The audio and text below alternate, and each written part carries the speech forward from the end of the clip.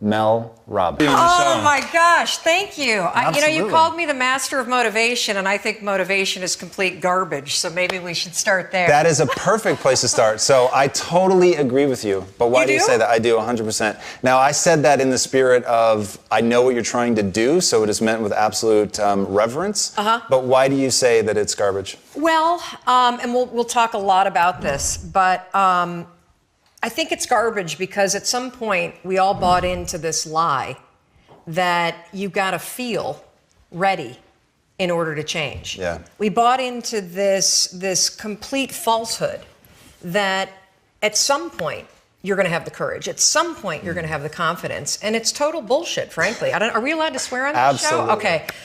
It's complete garbage, and so there are so many people in the world, and you may be watching this right now, and you have these incredible ideas, and what you think is missing is motivation. And that's not true. Because the way that our minds are wired, and the fact about human beings, is that we are not designed to do things that are uncomfortable or scary or difficult. Our brains are designed to protect us from those things because our brains are trying to keep us alive. And in order to change, in order to build a business, in order to be the best parent, the best spouse, to do all those things that you know you want to do with your life, with your work, with your dreams, you're going to have to do things that are difficult, uncertain, or scary, which sets up this problem for all of us. You're never going to feel like it. Motivation's garbage. You only feel motivated to do the things that are easy, right? Why do you think that is? Oh, I know exactly why that is. Because I've studied this so much, because for me, one of the hardest things to figure out was, why is it so hard to do the little things that would improve my life? And what I've come to realize, and what we'll talk a lot about today, is that the way that our minds are designed is our minds are designed to stop you at all costs from doing anything that might hurt you. And the way that this all happens is it all starts with something super subtle that none of us ever catch. And that is with this habit that all of us have that nobody's talking about. We all have a habit of hesitating. We have an idea. You're sitting in a meeting. You have this incredible idea.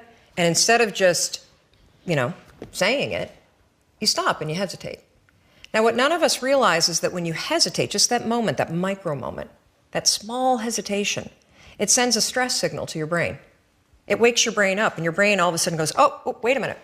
Why is he hesitating? He didn't hesitate when he put on his killer spiky sneakers. He didn't hesitate with the really cool track pants. He didn't hesitate with the NASA t-shirt. Now he's hesitating to talk. Something must be up.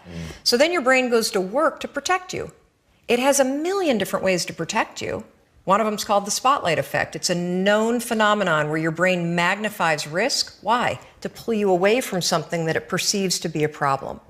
And so you can truly trace every single problem or complaint in your life to silence and hesitation. Those are decisions. And what I do, and what's changed my life, is waking up and realizing that motivation's garbage. I'm never going to feel like doing the things that are tough or difficult or uncertain or scary or new. So I need to stop waiting until I feel like it. And number two, I am one decision away from a totally different marriage, a totally different life, a totally different job, a totally different income, a totally different relationship with my kids. Not like one decision, I'm divorcing you in the marriage example, but one decision on, you could be having a conversation with your spouse and you feel your emotions rise up, and within a tiny window, those emotions can take over and can impact how your marriage goes. Or you can learn how to take control of that micro moment and make a decision to act in a way that actually shifts your marriage. Right. Your life comes down to your decisions. And if you change your decisions, you will change everything. Yeah, I mean, that core concept comes through so powerfully in your book, which is phenomenal. And I would love it if you would take a second to tell people the story of how, and by the way, I wore the NASA shirt because of the imagery. That why you wore it? Yeah, of course. Oh my God, I'm like falling my glasses off. That is, I did not even get that. Yes. I was going to ask you why you wore that shirt. Yes. Oh my gosh. Wow. So break you actually it down. do your homework. Oh, of course, Mel. Absolutely. Okay, so let me just take you back. So what you're talking about is the 5-second rule, which has become literally my life's work. And it was all a gigantic mistake. I read up on you too and understand how Quest was born out of misery. The 5-second rule and my life now and my 20-year marriage and everything that I'm doing and the companies that I've built and sold and the company I'm building now, it all comes back to a point in my life that completely and utterly blew. I was 41 years old. I was unemployed.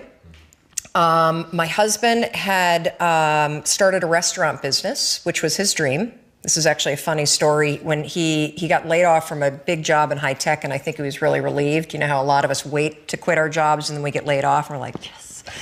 And he said, I'm not going to look for a job. I'm going to go into the restaurant business. And I think I said the most famous lines of our marriage at that point. I looked at him and I said, listen, buddy, inspiration is for strangers. You get your butt back to that job and you pay the mortgage.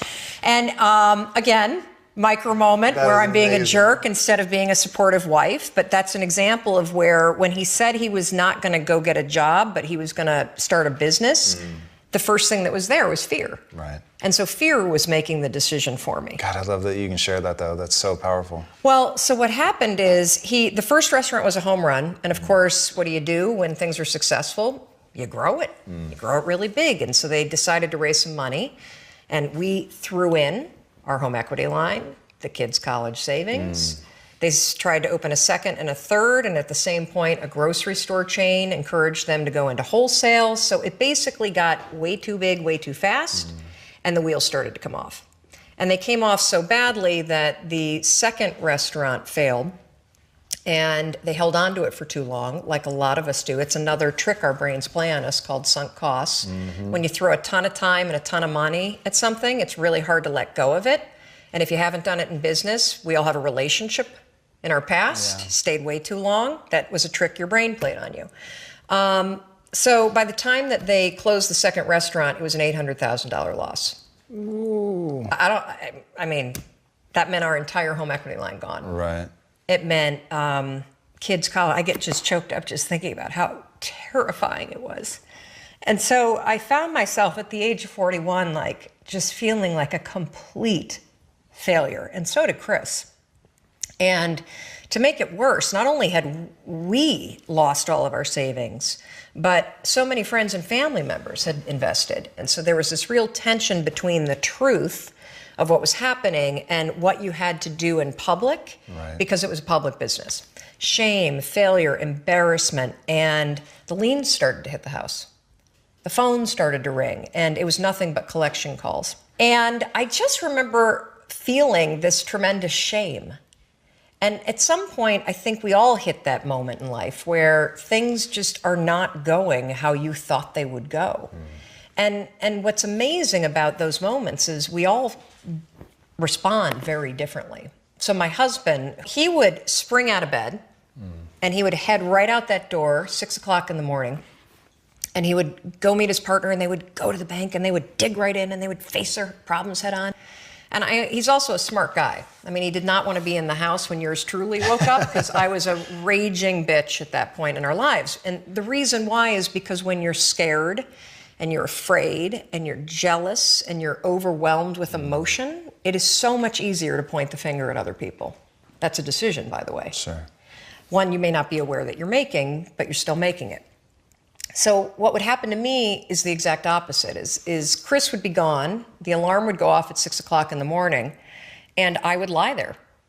And I would think about the lien on the house, and I would think about the bankruptcy that we were facing, and I would think about how much we had fought the night before, and I would think about the fact that I was unemployed, and I would hit the snooze button.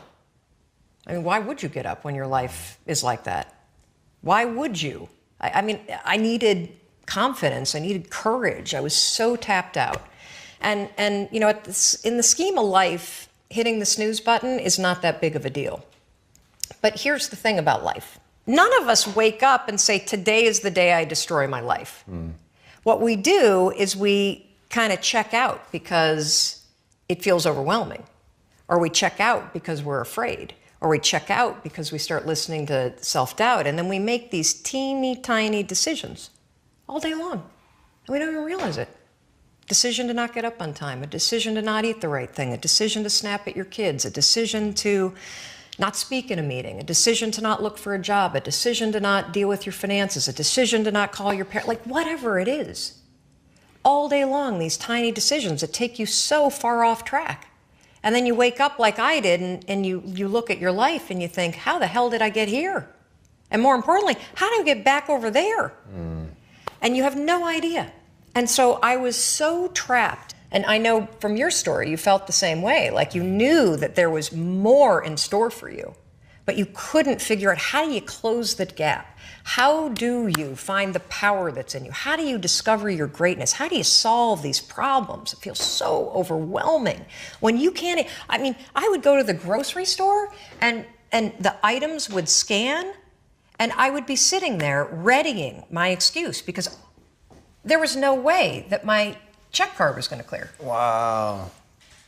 So I got in this struggle with myself that a lot of us find ourselves in, and that is you get trapped in what I call the knowledge action gap.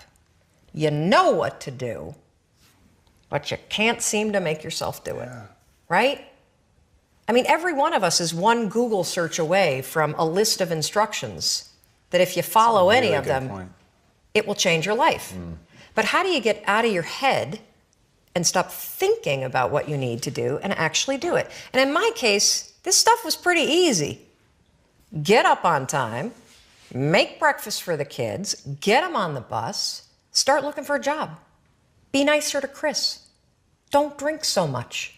Instead of isolating yourself, pick up the phone and call a friend. Get yourself out into the woods and go for a walk. Start running again. Like all these little things that I was capable of, but I couldn't get out of here. Could not get out of here. And if you're stuck, that's the problem. The problem is you're in your head, you're thinking. That is the universal problem. And it all starts with this knowledge of what to do, and then you hesitate and you think about whether or not you feel like doing it. So for a couple months, I was really stuck. Chris would get up at 6, I'd hit the snooze, and then I'd hit the snooze, and then I'd hit the snooze, the kids would miss the bus, and then every night I'd do the same thing. I'd go in bed. Have you ever had one of those nights, probably before you started your company, but where you go in bed and you're like, all right, Tom, that's it. Tomorrow, it's the new me. Tomorrow, I am going to get up on time. I am going to go to the gym. I am going to look for a job. I'm not going to drink so much. It's going to be amazing. The new me, the future me. Woo! Let's do this, right? Then you go to bed, and you wake up 7 hours later, and you're like, I don't feel like the new me. It's the only, that's a stupid, see, motivation's garbage. It's never there when you need it. Ever. Ever, ever, ever. And so here's what happened to me, and thank you for wearing the NASA t-shirt. Of course. It's a really stupid story. It's a powerful story. So one night, Chris had gone to bed. I'd been struggling. We still had all the same problems. We still had a lien on the house, still facing bankruptcy, still fighting like crazy. I was still unemployed. They still hadn't figured out like the solution yet for the business. And I was about to turn off the TV, and there on the TV, there was this rocket launching, and I thought, oh my gosh, that is it.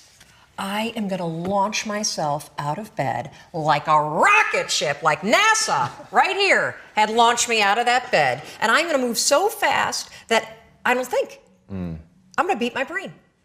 Now, here's a really interesting point. I talk a lot about your instincts and inner wisdom. And we can get into this a little bit later, but a lot of us talk about the fact that you have a gut feeling. But what all this research that I've done for the book and all the speaking that I do, what I've discovered that's fascinating is actually when you set goals, when you have an intention on something that you want to change about your life, your brain helps you. What it does is it opens up a checklist, and then your brain goes to work trying to remind you of that intention that you set. And it's really important to develop the skill, and I say that word purposefully, the skill of knowing how to hear that inner wisdom and that intention kicking in and leaning into it quickly. So for me, my brain saying, that's it, right there, move as fast as a rocket, Mel. I wanted to change my life. And I think most people that are miserable or that are really like dying to be great and dying to have more, we want to change. We want to live a better life. We want to create more for our families. We want to be happier. The desire is there. Again, it's about how do you go from knowledge to action. So the first thing in this story that's important is realizing that the answer was in me. And my mind was telling me, pay attention. It could have also been the bourbon. I had a couple of Manhattans that night. But anyway, the next morning, the alarm goes off, and I pretended NASA was there. It's the stupidest story. I literally went 5, 4, 3, 2, 1. I counted out loud, and then I stood up. And I'll never forget standing there in my bedroom. It was dark. It was cold. It was winter in Boston. And for the first time in 3 months, I had beaten my habit of hitting the snooze button. I couldn't believe it. And I thought, wait a minute. Counting backwards? That is the dumbest thing I've ever heard in my entire life. Well, the next morning I used it again and it worked. The next morning I used it again and it worked. The next morning I used it again and it worked. And then I started to notice something really interesting. There were moments all day long, just like that 5-second moment in bed, where I knew, knowledge, what I should do. And if I didn't move within 5 seconds, my brain would step in and talk me out of it. Every human being has a 5-second window, might even be shorter for you. You have about a 5-second window in which you can move from idea to action before your brain kicks into full gear and sabotages any change in behavior. Because remember, your brain is wired to stop you from doing things that are uncomfortable or uncertain or scary. It's your job to learn how to move from those ideas that could change everything into acting on them in the smallest moment. And for anyone right now at home who's thinking like this sounds too simple, too easy, talk a bit about your community, because reading some of their comments, it's crazy how many people, like the sheer volume of people you quote in your book, but if you also go online and just look at the people that are like directly reaching out to you, it is an avalanche of people that have stories around the 5-second rule. Well, one of the reasons why I'm so excited about this book, and look, you don't have to buy the book. This is an idea that you can use. It's free. It's backed by science. More than 8 million people around the world have discovered it. And you know, you're talking about the number of people. We've heard from more than 100,000 people in 80 countries that are using this rule. We know of 11 people who have stopped themselves from killing themselves using this rule. I saw one of those outreaches. Yes, there's a guy, Steve, that wrote to us who was a veteran. He was suffering from post-traumatic stress disorder. He boarded a ferry overseas with the intention to jump over. He walked over to the railing, Gave me the chill. and his inner wisdom kicked in. In that moment, the 5-second rule, 5, 4, 3, 2, 1, counting backwards, moved away from the railing, asked for help, saved his life. His story has inspired countless other people that have heard me in the speeches that I give around the world about this one tool. And so, you know, the thing that's so cool about this, and I should tell you the science behind it, because I'm going to be honest with you, it is stupid. Had I ever thought that I would find myself 8 years after discovering it, spending my days telling people about the 5-second rule? First of all, I would have picked a different name, because it reminds you of the one where you have to like pick up food within 5 seconds off the floor, right? It was my secret weapon. This was something I did. I never intended to tell anybody, because I went from getting up on time and waking up on time to shaking up my entire life. Because when you understand the power of a 5-second decision, and you understand that you always have a choice to go from autopilot to decision maker, everything in your life will change. You will be a different negotiator. You will be different in sales. You will be unstoppable in the gym, because you will realize the amount of garbage that you put in the way of your hopes, of your dreams, of your potential, of your confidence, of your courage. everything comes down to the decisions that you make. We all know what to do. None of us know how to make ourselves do it. So I started researching it. Why does something so stupid work? Why? Why does something so silly create such powerful and profound change? Well, here's why. The rule is a form of metacognition.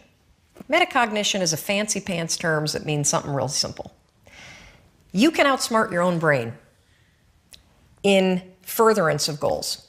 Agreed. There are tricks that you can use that actually outsmart the tricks your brain plays on you in furtherance of a higher purpose. We all know this. You can restrain yourself if you're in a situation that calls for it. You can jump into a raging river to save your dog or your kid. You can direct yourself in ways if it's important to you. And so the rule, what it does is it does something really remarkable.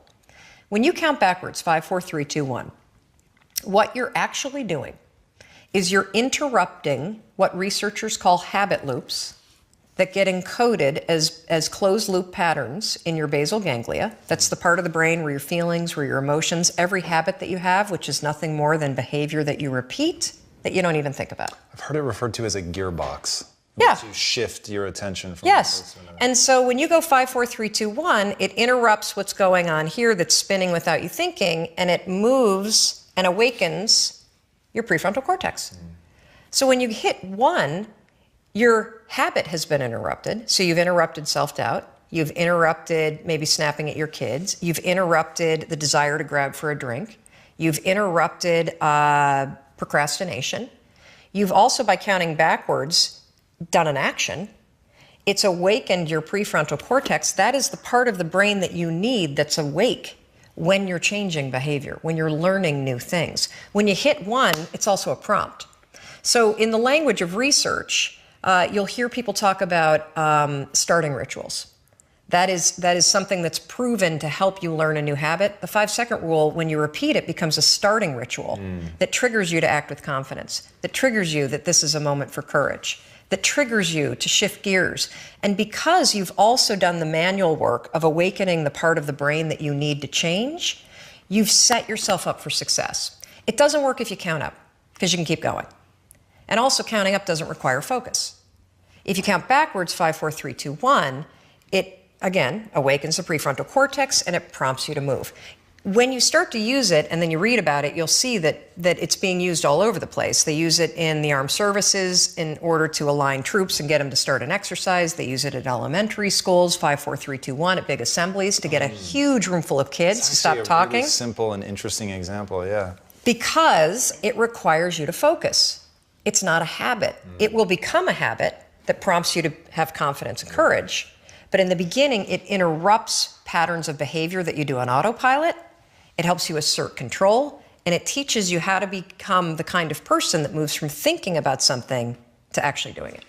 It's incredible. So there's so many things in that story, and guys, I'm telling you, it's you're going to love the depth of brain research that is put in the book. It's really quite extraordinary. You really have an amazing grasp of the brain, and it really, really came through in the book. And for me, it was a wonderful balancing act between the just raw emotion of the people writing in and some of the stories that you're sharing, and the imagery of the rocket ship, which you're very open about. It's sort of a silly visual metaphor, but because it's effective, that silliness is somewhat irrelevant. What's incredible is in 5 seconds flat, self-doubt can take over and rob you of your power, and rob you of joy, and rob you of your potential.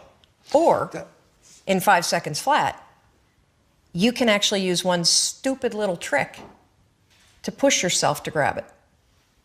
What I loved in the book is because you paint the picture so very well, you're also just a good writer. So you paint the picture like I could feel the crisp, winter air of Boston, like stalking you out of the under the comforter. And so I could really feel it. I was there with you, as Chris's business is struggling. And so you really feel all of that. And so the moment when you do the countdown, you spring out of bed and you're almost like taking yourself by surprise and you're like moving before you realize it. But you're reading it from the perspective of, I already knew who you were. So it was, give me the chills. It was more difficult to picture you as stuck than it was to know, I know where she goes, right? I'd already seen the TED Talk by the time I read the book. I knew what you were doing from a media perspective. I knew how many people and companies you'd help. So for me, it was like watching it in reverse. So I'm watching it from the safety of, I know she crushes it. So if this is the thing, and I love that this isn't your first book, like, this was the secret that you planned to, like, keep hidden in the drawer forever. Oh, yeah, I was not going to tell anybody, because it was stupid, and it also works, and so it's my thing, and it's not your thing. But see, the real thing that happened for me, and this is something that is a really important topic for me, is that there's when you talk about personality, so extroverts, introverts, a lot of us really, I know I did this, I was all wrong about what confidence meant. I thought confidence was a personality trait. I love this. Tell me more. I thought that people that are outgoing are the confident ones, right? And the truth is, confidence is not a personality trait at all. It's a skill. And a lot of the extroverted people that you know are actually very insecure. I used to be one of them. I used to be the kind of bossy, crass loudmouth that didn't believe in myself, that didn't believe in my ideas, that didn't have the confidence and the courage to really be the real me, who I am, who I'm not, flaws and all. There are a tremendous number of introverted people that feel uncomfortable putting the attention on themselves, but they're very, very confident in their ideas. They definitely believe in themselves. And so when you start to separate confidence not as a matter of personality, but as a skill that you can acquire, because confidence is the ability to move, in my opinion, from thought to action. Because when you're a confident person, you believe enough in yourself and your capabilities that you're willing to try, that you're willing to share. To me, confidence isn't the assuredness that it turns out, it's the willingness to try. And that was a huge insight for me. And what a lot of people don't know about me, although I share this on stage and I'm extremely open about this because this is a topic that's really important to me, is that the single most profound use of the 5-second rule is mind control. And I say that as a lawyer. I will tell you, you can use this stupid trick to cure yourself of anxiety. Yeah, I wanted to talk about that. So you struggled very profoundly with anxiety. So walk us through like some nuts and bolts of how you use the 5-second rule, because I think so my hypothesis and the reason we founded Impact Theory is that the world is living through 2 pandemics. The pandemic of the body, which everybody understands because it's so visual. Being overweight, dying of diet-related diseases such as diabetes and things like that. But because the second pandemic, the pandemic of the mind, is invisible, people don't realize how pervasive a suicide is, and I think it's the leading cause of death among young men. I mean, it's crazy. And then that there are ways that they can go about attacking that and fixing the problem. So walk us through that. Sure, I would love to. So first of all, I literally have struggled with anxiety my entire life. And anxiety, for this conversation, the way I define it is the habit of worrying spiraled out of control. You know, you may say that you are a worrier. That's not true. You have a habit of worrying. A habit is a pattern of behavior or thinking that you repeat without realizing it. So anxiety happens when that pattern of worrying about things spirals out of control, and now it starts to marry and manifest itself with physical sensations too. That's all that it is. I know that I say that's all that it is. Me personally, I struggled with anxiety, I think my entire life. It became quite acute when I was in my late teens and early 20s. I became medicated in the middle of law school. I took Zoloft for 2 decades. When our first daughter was born, who is now 17, the postpartum depression and the cascading panic was so terrible that not only was I medicated and couldn't breastfeed, but I couldn't be left alone with her. Wow. So when I say you can cure yourself of anxiety, I don't say that lightly. 4 years ago, after I had been using the 5-second rule to change my behavior, how I spoke to my husband, how I negotiate in business meetings, how I conduct sales, the kind of parent that I am, my health habits, my eating habits, curbing the drinking, I thought, I wonder if I can use this 5, 4, 3, 2, 1 thing to get control of my thought patterns. Not my behavior patterns, my thought patterns. Yes, you can. So we're gonna build this conversation because I want to start with something we can all relate to, and that is, how do you stop worrying, and how do you stop listening to self-doubt? This is how you're going to do it. So all day long, you're going to have moments where your thoughts drift, and I use that word on purpose. Because for me, there is a physical sensation when you start to use the 5-second rule and you start to wake up, not only on time in the morning, but you wake up to your life and the opportunities in your life. Your thoughts drift. Like, you'll just be hanging out with your friends and then suddenly you're like, I'm not sure that person likes me anymore. I haven't heard from my kids lately. I wonder if they're dead, or, as a check, like, you just start worrying about stuff. Why? Because it's a habit. Because when you're not paying attention, your brain shifts from you being a decision maker and paying attention to you just kind of spinning things on autopilot. And one of your habits is worrying. The second you wake up and you notice, holy cow, I'm talking some negative garbage to myself right now. 5, 4, 3, 2, 1. You've just shifted the part of the brain that you're using. You've shifted from the basal ganglia, which is where your habit loops are spinning, and you've awakened your prefrontal cortex. You've also interrupted that pattern. Now what you're going to do, because your mind is actually ready to receive a different thought because of the counting, now you can put in an anchor thought. Like, if you have a mantra, if you've got a vision about the way that your business is going to turn out in 5 years, if you just have a thought that makes you really happy and proud, insert that. Now, why does this work? It works because of the counting. And I'm not kidding. We know, based on research, that positive thinking alone, not effective. In some instances, trying to force yourself to think positive can actually make the worries worse. Why? Well, the reason why is because it's really hard to just change the channel. What we have to do first is basically interrupt it and turn off the TV, and then turn it back on with the prefrontal cortex awakened. So the counting is essential. And so you can start using this today. You catch yourself talking garbage to yourself, because we all know if I were to put a speaker on your head and broadcast, you would be sitting here in the audience, you'd be in an insane asylum, because the crap that you say to yourself is insane. And the problem is we listen to it. You'll be in a sales meeting and you'll be undermining yourself. They're not going to buy. Oh my gosh, I'm in trouble. You're not even present. 5, 4, 3, 2, 1. Switch it back. Get back to that vision that you have about toasting your success, or this customer being really happy, or you being proud of yourself. Whatever that vision may be, you can control your thoughts. And this is not just us talking about it. This is a tool that you can use. So let's take it a step further. So worrying, if you let it go unchecked, what will happen is you will get used to worrying. You will get used to living in a state where you're slightly agitated all the time. Let me talk a little bit about agitation. So what we know based on research is that physically, in your body, so physiologically, being excited is the exact same thing as being afraid.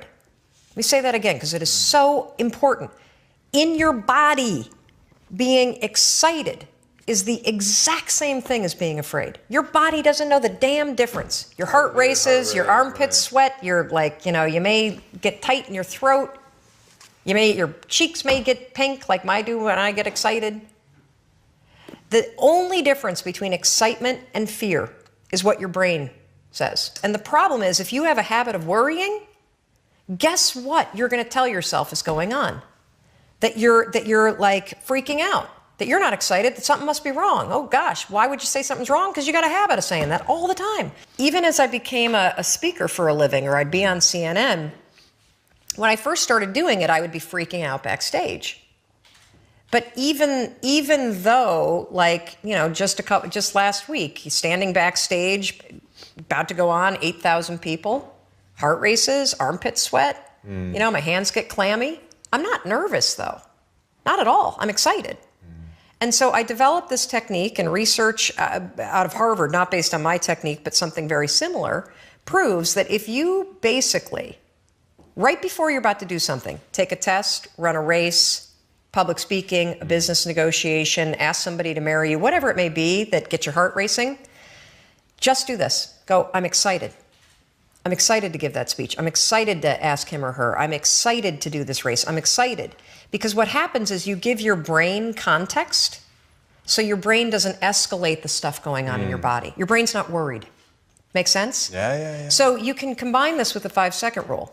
So we know how to do worrying. You catch your thoughts drift, 5, 4, 3, 2, 1, anchor thought. If you start to feel your heart racing, 5, 4, 3, 2, 1 to awaken the prefrontal cortex, and then start going, I'm really excited to do this. I'm really excited to do this. Another technique that you can use is ask, I think they call it interrogatory questions, where instead of giving yourself a pep talk, say, well, why am I ready to do this? Why am I ready? Because that'll force you to answer the question, which then convinces you. So why am I ready to close this sale?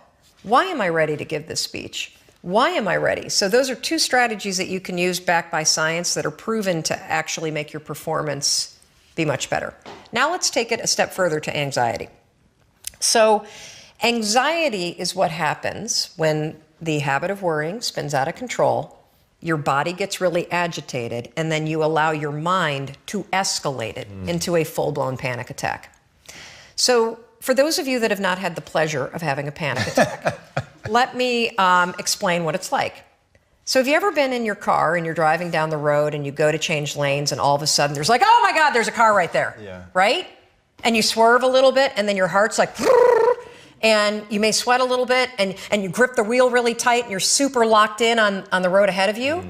But then that car pulls away and the near miss scenario passes and your mind starts going, okay, you're all right now. Right. You're all right now. That's it. That's all. That's what a panic attack is, only it happens while you're standing in front of your coffee pot. Seriously. You have that same, oh my God, what about that?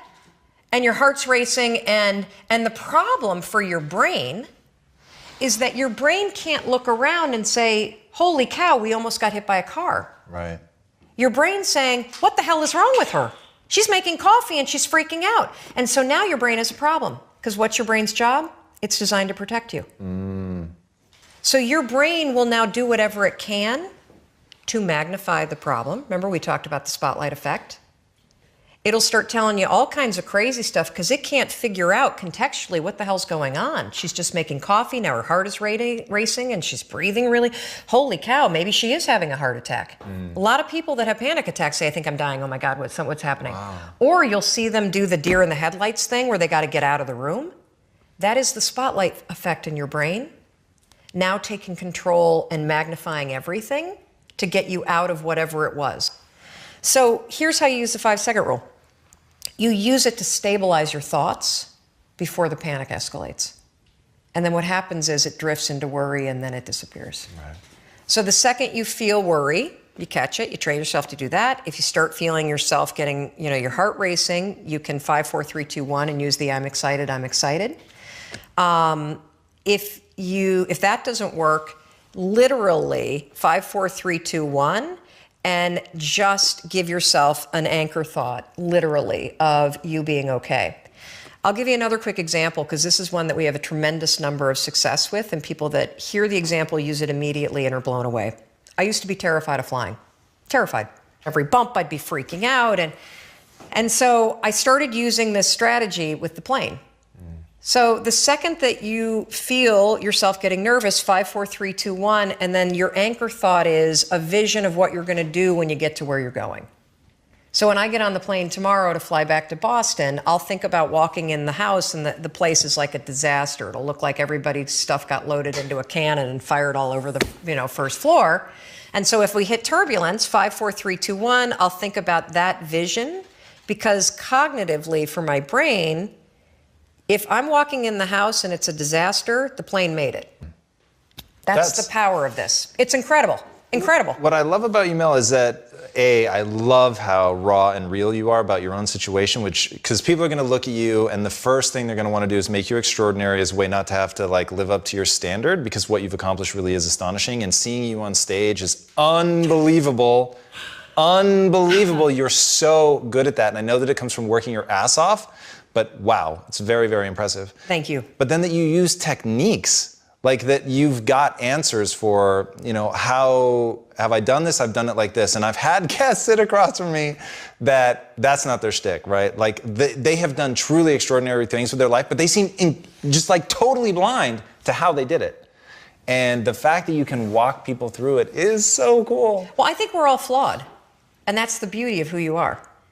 And instead of trying to make yourself perfect in every area, it's so much easier when you accept the things that you're terrible at, or that are your weaknesses, or that are the things about your wiring. Look, if I were diabetic, I would take insulin.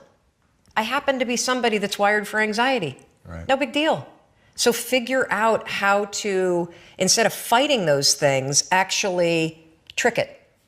Because the truth is that you're never going to feel ready to make these changes. You're never going to feel like doing them, but you can always make a decision. That's always in your control. Staying with somebody that treats you like garbage is a decision. It is. Staying at a job that you hate is a decision. Staying in the body that you are not proud of is a decision. Is it going to be easy? No, it's not going to be easy to change. It's simple. Do a Google search and then use the 5-second rule to force yourself to do that stuff. Change comes down to 5-second decisions. And this is why the 5-second rule is important for everybody to know. It's your job to push yourself.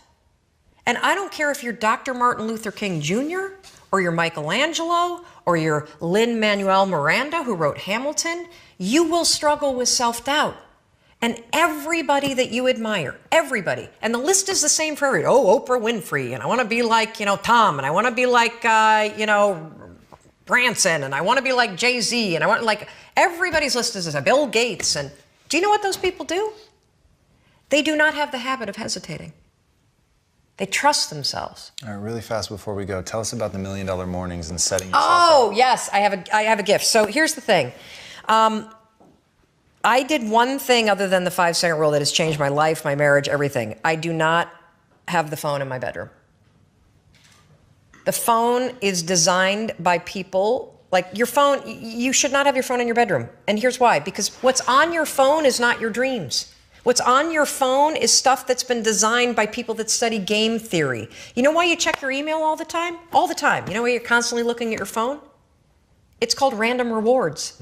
It's a psychological principle that explains why we pull slot machines. Because every 6 or 7 times we get a little random reward, so we keep going back. Yeah. I know most emails blow, but every once in a while you get a good one. That's why you keep looking, right? So I created this course called the $1 Million Morning. Whether you want to make $1 million a year or in a morning, or whether you want to wake up and feel like $1 million. This is the science-backed strategy, step by step by step, for how to wake up, because it's not when you wake up that matters, it's how you wake up that matters. And we filmed it at the house. I walk you through all the science. I show you the whole routine, and we're giving it to your audience for free. Wow. Yes. Thank you. You're welcome. Because look, I want you to use these things. It's one thing to talk, and think. It's another thing to actually take action. And the more that you can provide, that I can provide, that shows people what to do, and the more tools that we can give people to get out of their heads and into action, the more the world is going to improve, the more your life will improve. So. All right. I get the feeling that this whole time has sort of been answering this question, but I'm going to ask it anyway. What's the impact that you want to have on the world? The impact that I want to have is I want to teach people how to discover the power that's inside of them, to live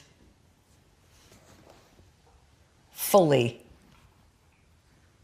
in the open and share themselves, who they are, who they're not. Like, there's so much fear that we live with. I want to teach people how to live with more courage, because courage is nothing more than the ability to do things that are uncertain. In today's world, where you have the internet, you can literally learn, launch, do anything. Anything. The only thing that's truly stopping you are the limiting patterns that you think, the self-doubt, the fear, the habits that you have. And you can break them. You can break them 5 seconds at a time. And so the impact that I want to have is I want to teach people a simple way to discover the power that's locked inside them. And then to unleash it and go out and live the life they've always dreamt of. Awesome. Mel, thank you so much. I want a hug. Get over here. Gladly. Guys, you are going to want to dive into the very warm waters that are this woman's world. It is absolutely astonishing. I'm talking raw vulnerability, but what I love is no matter how silly some of the things she may say they are, they're incredibly powerful. You will see her community. They will reach out. You will see them talking about how they've changed in real time, whether it's stepping back from a ledge and not making a catastrophically bad decision, or whether it's just truly jumping out of bed and attacking their life, unleashing the power that they have within themselves to live the life they were meant to live, to finally own what they actually want, which is something that she really, really encourages everybody to do, especially her community. It is unbelievable. And you guys will benefit so tremendously from somebody who is able to convey the difference between motivation, which is bullshit, and action, which is real. Yeah. And that is where she has made a name for herself. She is all about action. You guys heard it today. She breaks things down into the not always easy, but the always simple steps. And if you follow those steps, you will be able to transform your life really in 5 seconds or less. It's absolutely breathtaking. She backs everything up with science. So Mel, where can they find you online? Anywhere. Just Google Mel Robbins. Seriously. I'm on Insta, I'm on Facebook, I'm on Twitter, we're on Snap, we're on LinkedIn. Website is melrobbins.com, or email me. No joke. hello@melrobbins.com. Give us a couple days to respond, but we respond. So there you go. And don't troll me. Look, I'm on CNN. People talk about the turkey neck. They write nothing but trashy stuff all the time. So don't go there. But if you write, you need help, you need more advice. And we have so much free content. So many videos, so many articles. So just go to melrobbins.com and you'll find all kinds of cool stuff.